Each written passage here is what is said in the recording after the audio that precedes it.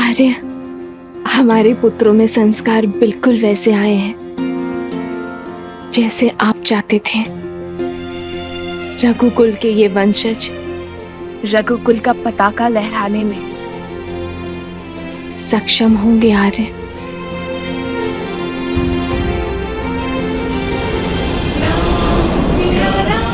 सिया राम जय जय राम, राम सिया राम सिया राम। मुझे इस धर्म संकट से निकालो सीते। सिया राम।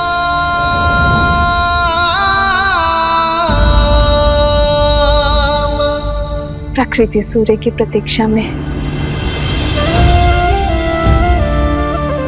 वो एक किरण जो अपने प्रकाश से उन्हें जीवन देती है, सोए हुए मन में ऊर्जा भरती है। सीते, आप मेरे वही सूर्य हैं आर्य। जीवन यात्रा में मेरी जीवन साथी भले ही भिन्न है, किंतु अंतर्मन, उसकी प्रसन्नता, उसकी दुविधा, वो तो साझा ही।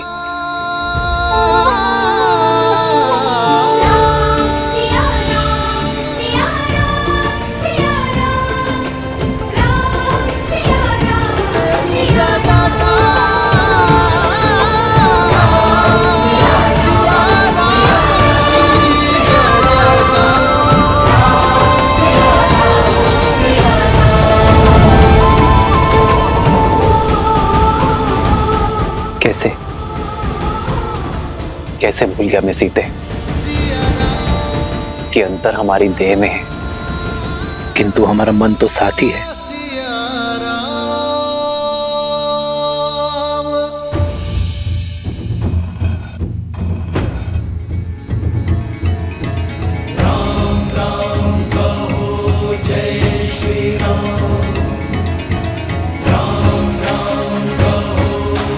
परंतु भैया, आपको कैसे पता कि भीतर ऐसी माया है?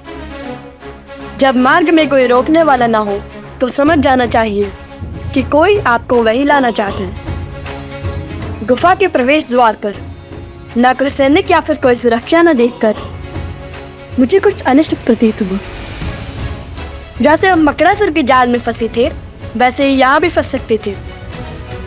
ओमकरण के उपस्त्र और कुंदन भी असुरों ने ही रखे थे ताकि हम इस गुफा में आए। अद्भुत! राजकुमार जैसी सोच और कौशल भी वैसा ही। कहीं नहीं जा सकोगे।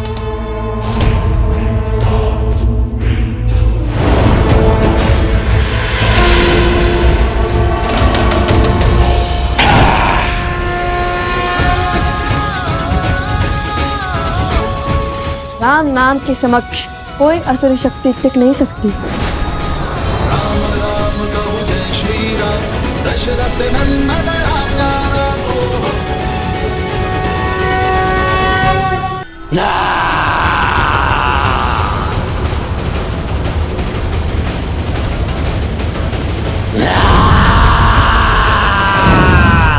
जय श्री राम।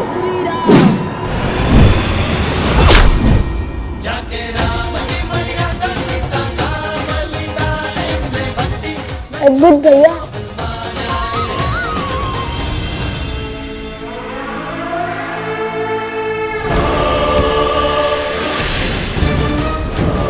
लव और कुश को मिथिला ले जाओ। सारी मिथिला के सामने कहना कि वन देवी ही सीता है। क्या हुआ? तुम्हें कुछ कहना है?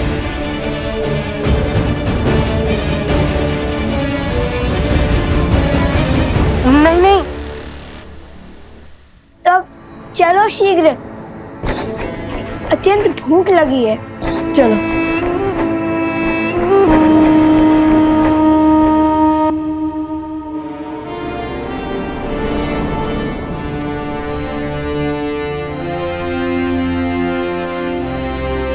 अश्वमेध यज्ञ की तैयारी आरंभ की जाए।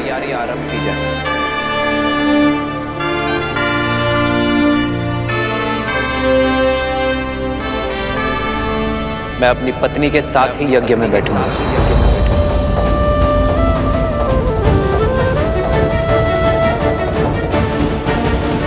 अर्थात भैया दूसरा विवाह करेंगे। प्रभु, एक बार पुनः लोगों के मन में श्री राम के निर्णय को लेके प्रश्न उठ रहे हैं। जिस प्रकार अग्नि में प्रकाश और अंधकार दोनों ही तत्व व्याप्त होते हैं, उसी प्रकार मनुष्य के आत्म तत्व में सत्व और तमस दोनों ही गुण विराजमान होते हैं। जहां एक और सत्व प्रकाश और संतोष का द्योतक होता है, वहीं दूसरी ओर तमस अंधकार और असंतोष का प्रतीक है। जिस प्रकार अग्नि स्वभाव से चंचल होती है और वायु के तनिक से संचार से फैल जाती है, उसी प्रकार मनुष्य का आत्म तत्व अर्थात उसका मन भी सदा चंचल रहता है और तृप्ति अतृप्ति, संतोष असंतोष के मध्य झूलता रहता है। किंतु समाज में स्थिरता लाने का कोई तो उपाय होगा ना महादेव? यह समाज तभी स्थिर होगा देवी, जब यह श्री राम की शरण को पूर्णतः स्वीकार कर लेगा, जब ये श्री राम के प्रत्येक निर्णय को अपना सत्य, अपना धर्म मानेगा। परंतु उसका समय अभी आया नहीं है। देखा नहीं आपने, जैसे ही नगर जनों ने यह समाचार सुना कि उनकी अयोध्या नगरी में अश्वमेध यज्ञ का आयोजन होने जा रहा है, जहां उनके राजा श्री राम अपनी पत्नी सहित यज्ञ में यजमान होंगे, तो क्षण भर में ही कितनी ही बातें होना प्रारंभ हो गई।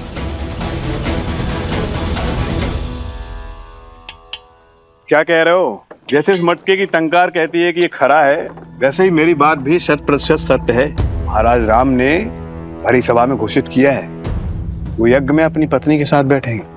आप सही कह रहे हैं। लगता है राजकुमारों ने महाराज को दूसरी विवाह के लिए मना लिया है। वैसे उचित ही हुआ है। समाज में ना पत्नी के बिना घर पूरा होता है, ना महारानी के बिना राज्य।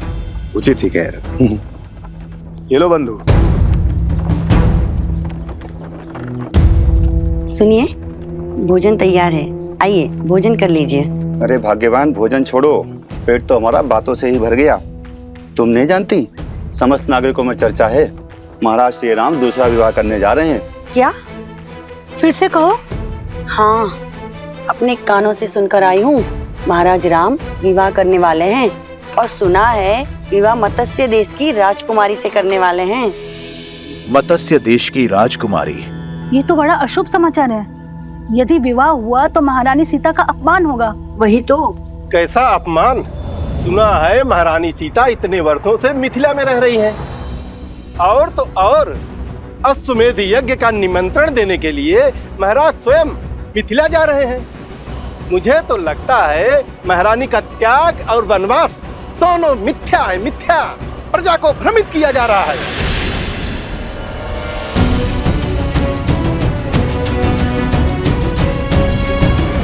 तुम्हारी सोच की भांति तुम्हें मिठाई भी भ्रष्ट है। हमारे राजा राम को झूठा कह रहे हो?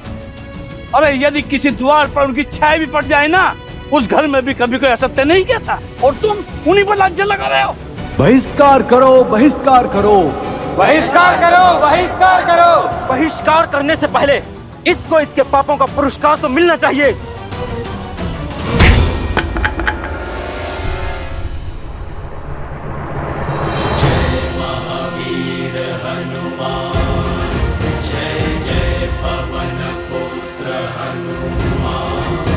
क्या बात है? पहले लोप अपवाद था और अब बात हिंसा तक आ गई। बस करो। वाद विवाद ठीक है, किंतु राम राज में हिंसा के लिए कोई स्थान नहीं है। फिर चाहे वो प्रभु श्री राम के समर्थक ही क्यों ना हो। प्रभु का पथ तो न्याय और धर्म का है। तो ये कारण है संकट मोचन हनुमान के मुख पर संकट के भाव का। प्रभु, मैं जानता हूं कि आपने मुझे वेश बदलकर प्रजा के बीच इसलिए भेजा ताकि समाज में हो रही हर एक बात बिना किसी आवरण के आप तक पहुंचे प्रभु। परंतु प्रभु, किंतु तुम ये काज पुनः नहीं करना चाहते।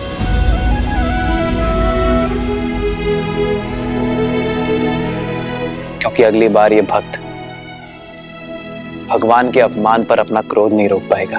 प्राण ले लीजिए प्रभु, किंतु आपके प्रति अभद्र शब्द सुनने का दंड मत दीजिए। प्रभु, मैं तो जानता हूं आपका निर्णय अंत में समाज को ज्ञान और सुख का प्रकाश देगा, माता सीता का सम्मान बढ़ाएगा। किंतु ये सब क्यों प्रभु? क्यों ये प्रजा ये नहीं समझ रही है? क्योंकि लोक अपवाद अभी कुछ समय के लिए ठहरा है हनुमान, पूरी भांति समाप्त नहीं हुआ है। संदेह था मुझे कि ये राक्षसी शक्तियां अश्वमेध यज्ञ के मेरे घोषणा के पश्चात पुनः प्रभावशाली होंगी।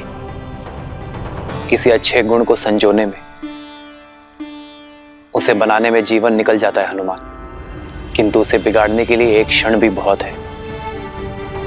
राक्षसी वृत्ति के विरुद्ध हमारा ये युद्ध बहुत लंबा है, कई चरण है उसके। सहस्त्रमुख रावण की सोच को अभी प्रजा के मन से निकालने में बहुत समय शेष है हनुमान।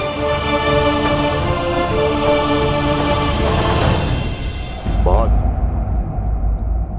और सब तुम्हारी भांति पवित्र और निस्वार्थ तो नहीं होते ना हनुमान, जिन पर विकारों का प्रभाव ना हो। मानव मन अति चंचल होता है हनुमान। जिस प्रकार गर्भ में सोए अबोध शिशु की लात माता आनंद से सह लेती है, उसी प्रकार प्रजा की भूल होने पर एक राजा को क्रोधित होने का अधिकार नहीं है। यह अश्वमेध यज्ञ मेरी प्रसिद्धि के लिए नहीं, अयोध्या के कल्याण के लिए है। हमें राक्षस और राक्षसी सोच को अयोध्या से भगाना है। इस यज्ञ के पूर्ण होने पर कोई भी आसुर या आसुरी शक्ति अयोध्या में छुपकर नहीं बैठ पाएगी।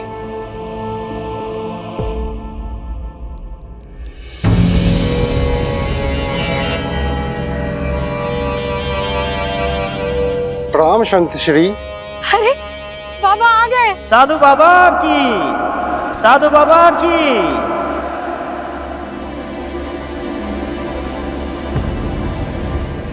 लोक अपवाद की जो अग्नि बुझ गई थी उसे फिर भड़काएंगे। तुम जो कर रहे हो करते रहो। धर्मधारी राम पुजारी बाना बाबा की जय।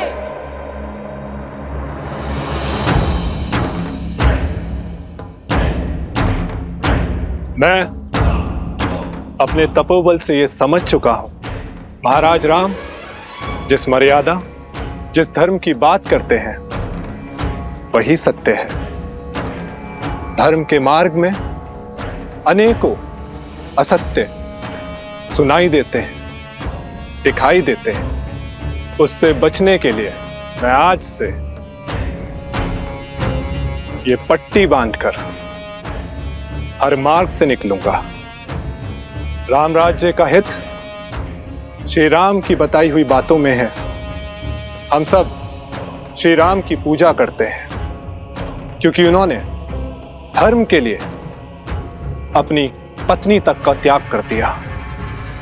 परंतु यदि महाराज उस त्यागी हुई सीता को पुनः अयोध्या ले आएंगे तो वो त्याग नहीं, छल होगा। अब अयोध्या में उस त्यागी हुई सीता के लिए कोई स्थान नहीं। अब कोई मर्यादा को भंग करने का दुस्साहस नहीं करेगा। बिल्कुल उचित कहा बाबा जी, ये तो हमारी भावनाओं के साथ छल होगा। रामधारी राम पुजारी बाबा की जय। रामधारी राम पुजारी बाबा की जय। रामधारी राम पुजारी बाबा की जय। आइए सब बाबा का आशीर्वाद लीजिए।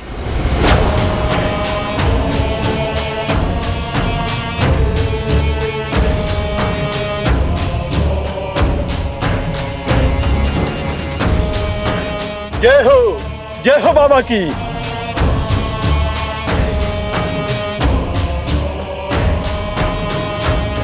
जय हो बाबा जी की, जय हो बाबा जी की। बाबा की जय हो, बाबा की जय हो, जय हो बाबा की। अब आगे क्या करना है महाराज?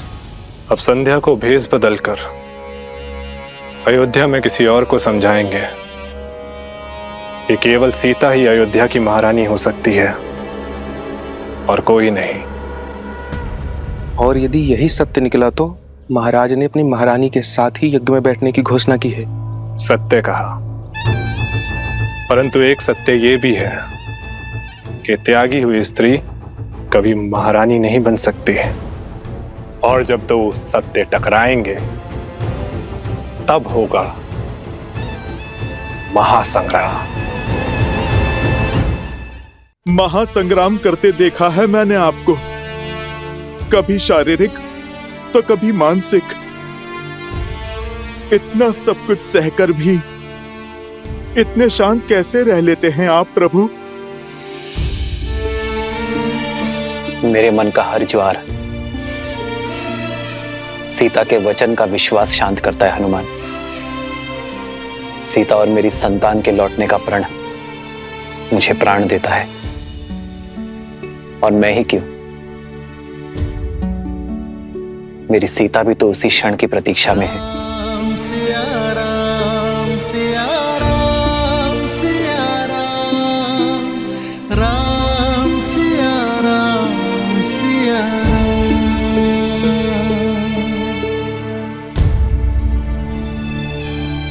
चिंता ना करें वन देवी, लव कुश आते ही होंगे।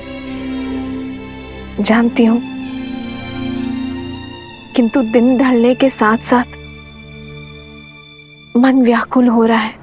लव कुश आ गए, लव कुश आ गए, लव कुश आ गए, लव कुश आ गए, लव कुश आ गए।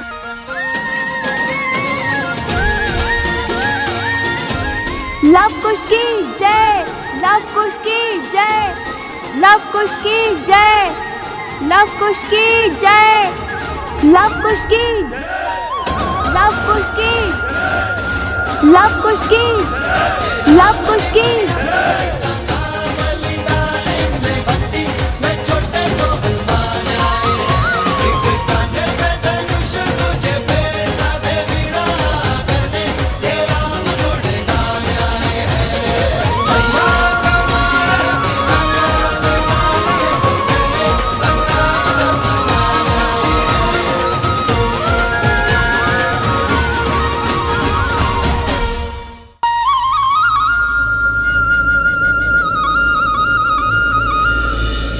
श्री राम की अर्धांगिनी सीता है वो, सीता। तुम ठीक तो हो ना सोमकरण?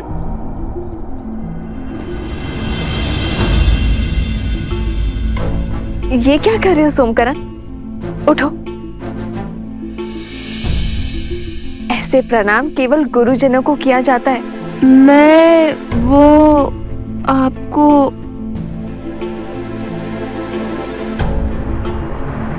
ओहो, जब से राक्षसों के बीच रहकर आया है, लगता है जैसे इसका मस्तिष्क स्वयं के नहीं, उनके नियंत्रण में है। देखिए कैसे विचित्र व्यवहार कर रहा है, कुछ बोल ही नहीं रहा।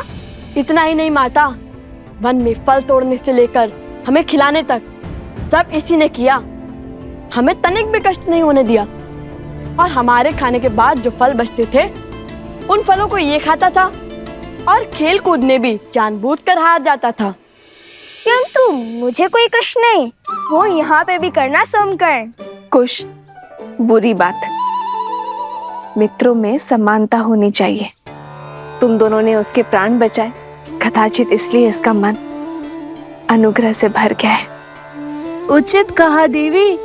किसी महान राज्यों के महान राजकुमारों के भांति आपके पुत्रों ने मेरी रक्षा की ना, इसीलिए मैं आपको सम्मान देने आया हूँ।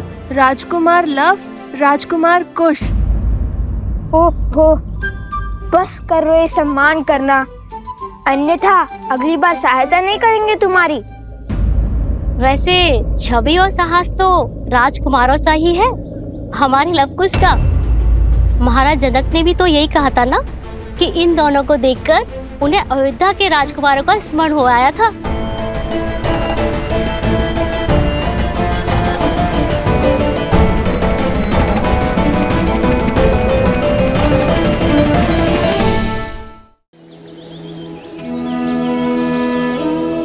और जब मैंने उन वीर योद्धा बालकों से उनका नाम पूछा तो उन्होंने बड़े गर्व से कहा, लव कुश। लव कुश? हाँ सुने, रूप में लव कुश, किंतु स्वरूप में जैसे स्वयं साक्षात श्री राम सामने खड़े, दो तन एक मन। घास के तिनके से एक भाग कठोर और तीखा तो दूसरा भाग सरल और कोमल।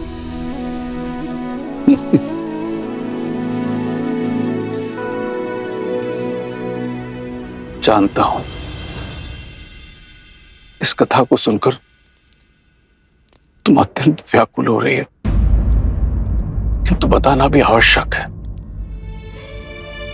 क्योंकि उन वीर बालकों को देखकर मुझे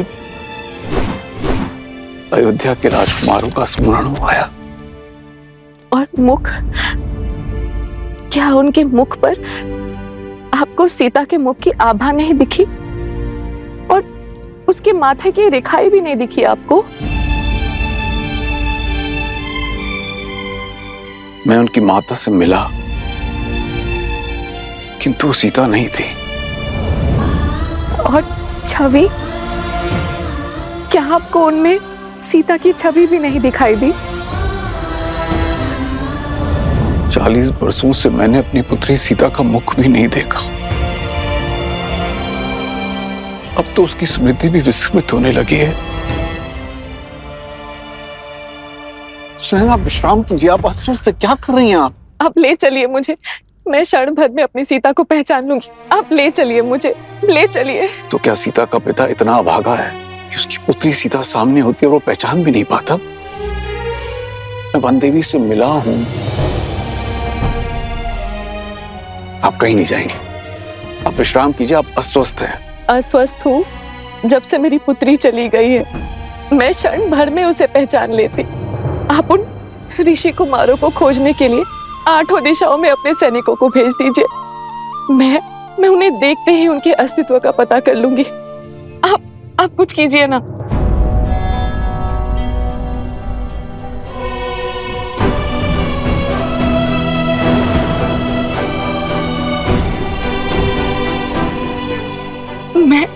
मैं खोजूंगी अपनी सीता को।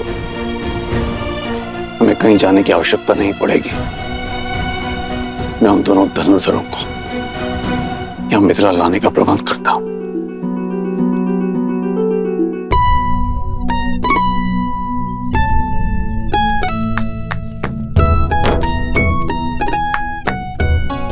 लव भैया, अभी तो स्वच्छ किया था, विशेष तुनीर को लेकर क्यों बैठ गए? क्योंकि हमें इस तुनीर को ससम्मान मिथिला के महाराज जनक को लौटाना है। आओ, तुम भी हाथ बटाओ। जब लौटाने जाएंगे तब साफ भी कर लेंगे ना। ऐसे 3 में 3 बार इसे रगड़ते रहे तो घिसकर पतला तार हो जाएगा ये तुनीर। कदाचित लौटाने के लिए कुछ बचे ही ना। अच्छा, तो महाबुद्धिमान कुमार कुश, ये बताओ कि क्या तुम स्नान करने से घिस गए? घिस सकता था, किंतु मैं स्नान करते समय स्वयं को अधिक रगड़ता नहीं। रक्षा कुमार, रक्षा कुमार! कहाँ है? बताओ, अभी मार दूंगा। वो रक्षक कुमार बोल रहे हैं, राक्षस कुमार नहीं। ओहो, ध्यान से सुनो। अगली बार यदि तुमने मुझे राजकुमार या फिर रक्षक कुमार या फिर कुछ भी ऐसा कहा तो मैं गुरुदेव को कहूँगा कि तुम्हें बुद्धि के लिए कोई औषधि दे। क्षमा रक्षक, भूल हो गई। मैं तो एक समाचार देने आया था। अभी अभी कुछ मिथिला के ऋषि आश्रम में आए थे। उन्होंने बताया कि मिथिला में धनुर्विद्या की बहुत बड़ी प्रतियोगिता होने वाली है। मैंने गुरुदेव से कहा कि तुम दोनों जैसे धनुर्धर तो 20 गांव में भी नहीं मिलेंगे। फिर गुरुदेव ने बताया कि तुम दोनों अवश्य उस प्रतियोगिता में भाग लेने जाओगे।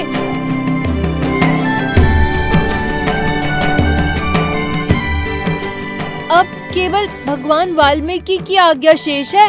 लो, महाराज जनक को चुनी लौटाने का अवसर मिल गया। हम मिथिला जाएंगे भैया। अवश्य जाएंगे। तो रुक क्यों गए? चुनी स्वच्छ करते हैं, अन्यथा मिथिला नरेश कहेंगे कि भेंट को सम्मान से नहीं रख पाए हम। हाँ अवश्य।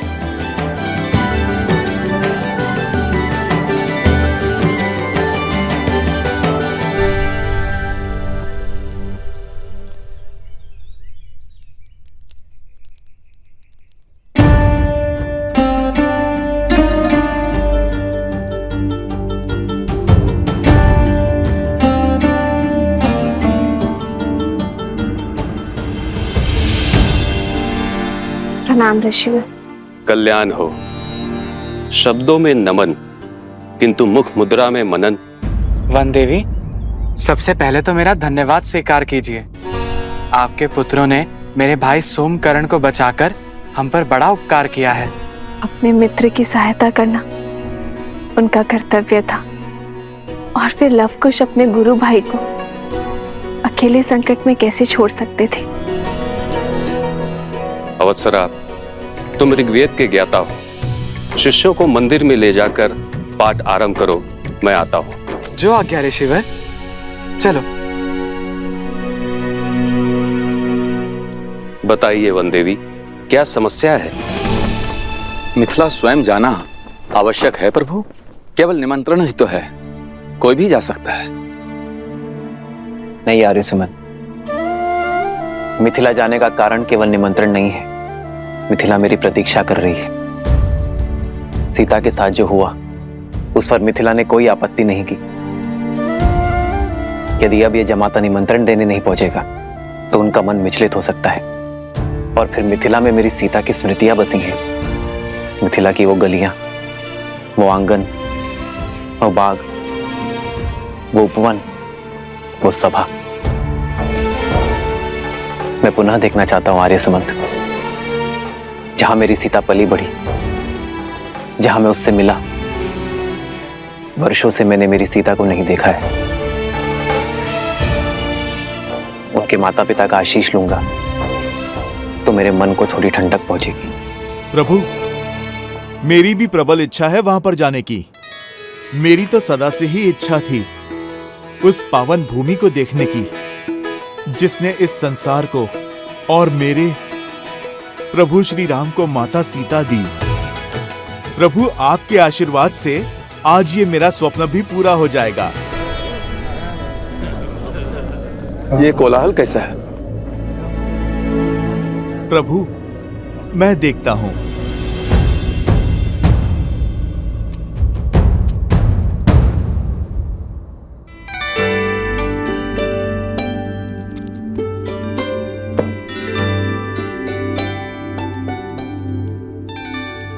मार्ग इतना भी लंबा नहीं है कुछ। मार्ग तो फल्गु तक का भी इतना लंबा नहीं था, किंतु लंबा हो गया था ना। कहीं सोमकर्ण पुनः लुप्त हो गया तो? जैसे अपने मकरासुर के युद्ध में जो सीखा उसका उपयोग रक्त केतु के जाल से बचने के लिए किया, वैसे मैंने भी सीखा है ढेर सारे भोजन साथ लेकर चलना। हे कुमार खुश, इस बार कहीं नहीं जाएगा सोमकर्ण, क्योंकि इस बार हमारे मार्ग में हमारे साथ उसके भाई और हमारे उपगुरु अवस्था भी साथ जा रहे हैं। और भला बड़े भाई के होते हुए छोटे भाई को कुछ हो सकता है क्या? तो ये भोजन छोड़ दो भैया। अरे नहीं नहीं नहीं, ये तो शस्त्रों से भी अधिक महत्वपूर्ण है, क्योंकि यदि तुम्हारा पेट भरा रहेगा तो भूख भुलाने के लिए तुम्हारी उटपटांग बातें और विचित्र कुतर्कों के बाण नहीं सहने पड़ेंगे हमें। पिछली बार तो गाँव उठाने की बात कर रहे थे, इस बार पूरा संसार ना उठा लेना तुम। भैया मुझे तो अब भी विश्वास नहीं हो रहा है कि हम देवी सीता की नगरी जा रहे हैं। वो उपवन, वहाँ के शिव मंदिर, वो दरबार जहाँ पे श्री राम ने धनुष बाण किया, सब साक्षात देखने को मिलेंगे, है ना भैया? अद्भुत। अवश्य।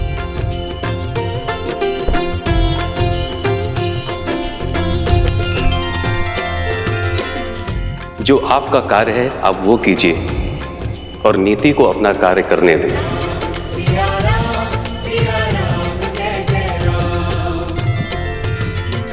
प्रणाम ब्राह्मण देव, कहिए क्या समस्या है? प्रभु ये लोग। महाराज की जय हो। मैं मत्स्य राज्य से आया हूँ आपके लिए मत्स्य राज की राजकुमारी का विवाह का प्रस्ताव लेकर। ये देखिए महाराज, उर्वशी और रंभा से भी अधिक सुंदर है हमारी राजकुमारी। महाराज त्रिशानु की ओर से छोटी सी भेंट।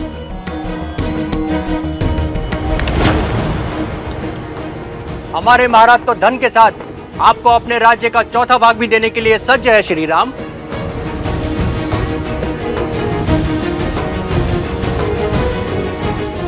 आप सबका प्रस्ताव भले ही उचित हो, किंतु उसे देने का उपक्रम अनुचित भी है और अनीतिपूर्ण भी।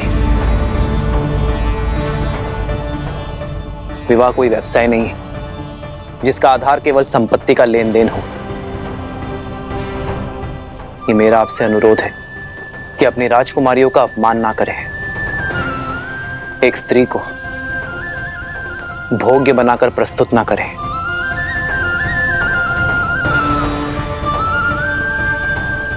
अपना वर चुनने का अधिकार केवल स्त्री का होता है। अपनी राजकुमारियों का स्वयंवर आयोजित कीजिए। यदि मेरे विवाह की इच्छा होगी तो मैं स्वयंवर में भाग लेने अवश्य आऊंगा। धन्य है आप श्री राम, आपके शब्दों ने हमें हमारी भूल का आभास करवाया।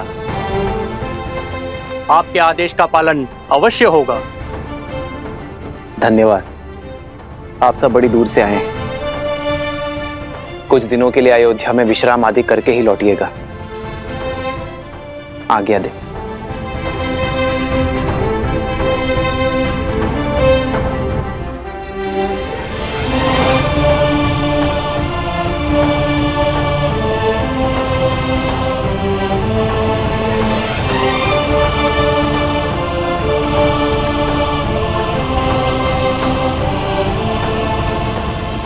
इतना ही नहीं, मिथिला के गौरी मंदिर का उपवन स्वर्ग से भी सुंदर है। रंग बिरंगे पुष्प, सरोवर मंत्र मुग्ध कर देंगे तुम्हें। माता, ऐसा लगता है जैसे आप मिथिला और महारानी सीता के दर्शन कर चुकी हैं।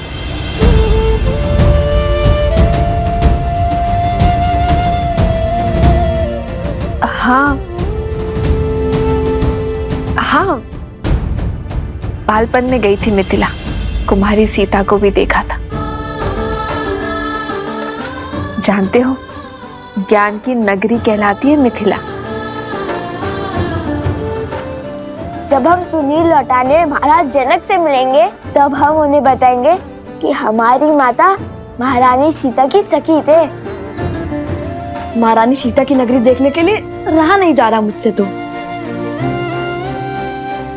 एक बात स्मरण रहे, तुम दोनों वहां स्पर्धा में भाग लेने के लिए जा रहे हो, तो बाकी प्रतियोगियों से भिन्न नहीं रहना, क्योंकि यदि उन्हें ज्ञात हुआ कि तुम दोनों मिथिला नरेश को जानते हो तो बातें बनेंगी। तुम दोनों जीत तो जाओगे, किंतु अन्य स्पर्धक मिथिला नरेश पर पक्षपात का लांछन लगाएंगे। तो उचित यही होगा इस स्पर्धा के अंत होने तक तुम दोनों उनकी दृष्टि से ओझल रहना। जी माता। किंतु अंत में तो हमें तो उनसे मिलना ही होगा ना।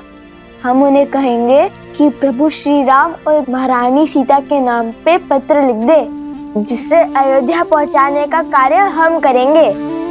और इसी बहाने प्रभु श्री राम और महारानी सीता दोनों के दर्शन पालेंगे। अवश्य, किंतु महारानी सीता को माता सीता कहोगे तो उन्हें अधिक सुख मिलेगा। माता सीता? माता सीता?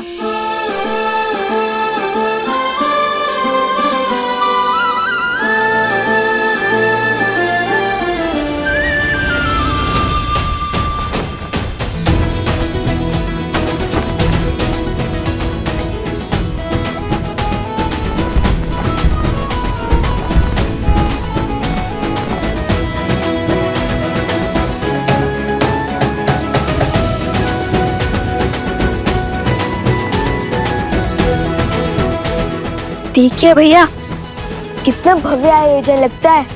कहाँ कहाँ से लोग इस प्रतियोगिता में भाग लेने आ रहे हैं। माता ने जैसे बताया था बिल्कुल वैसा ही है मिथिला का प्रवेश द्वार।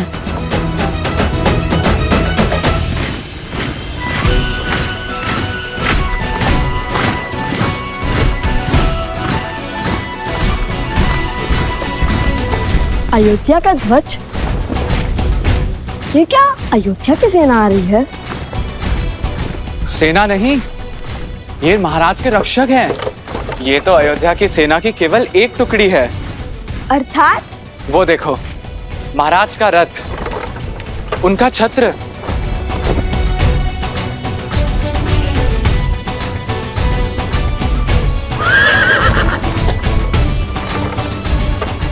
अद्भुत, ये तो श्री राम का रथ है। लगता है श्री राम के दर्शन यहीं हो जाएंगे, आनंद आ जाएगा। हम उन्हें बताएंगे कि हम उनके सबसे बड़े भक्त हैं। कहाँ है रथ?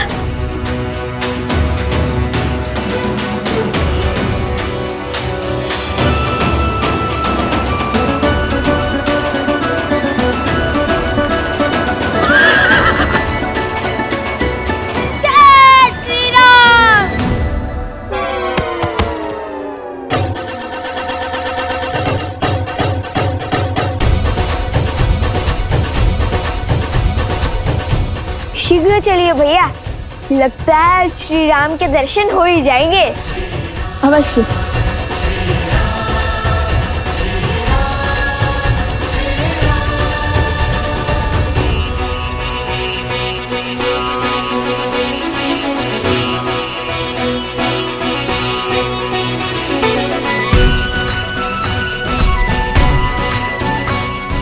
राजगुरु सतानंद जी, ये मैं क्या सुन रहा हूं? क्या ये सत्य है कि श्री राम जी स्वयं मिथिला पधार रहे हैं? 100% महाराज, ये रक्षक टुकड़ी अयोध्या नरेश महाराज श्री राम की है, जो सदैव महाराज की यात्रा के साथ ही होती है। और मुझे ऐसा प्रतीत हो रहा है कि ये आपको अश्वमेध यज्ञ हेतु आमंत्रित करने आ रहे हैं।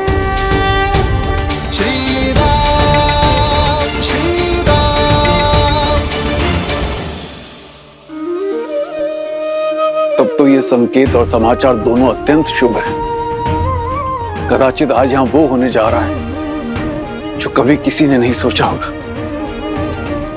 भ्राता कुशाध्वज, अयोध्या नरेश के विशेष स्वागत का प्रबंध किया जाए और कोई ये ना भूले कि वो हमारे जमाता भी हैं। क्षमा महाराज, किंतु मिथिला की राजकुमारी आपकी पुत्री का त्याग करने वाले का कैसा स्वागत सत्कार।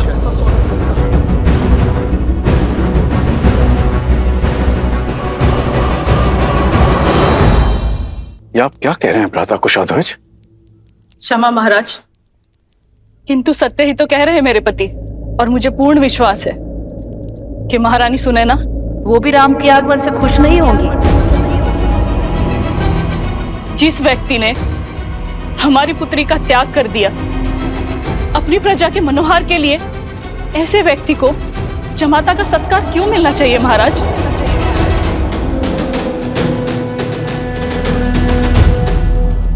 उचित कह रही हैं देवी चंद्रभागा। महाराज अयोध्यापति को किसी विशेष स्वागत का अधिकार नहीं है।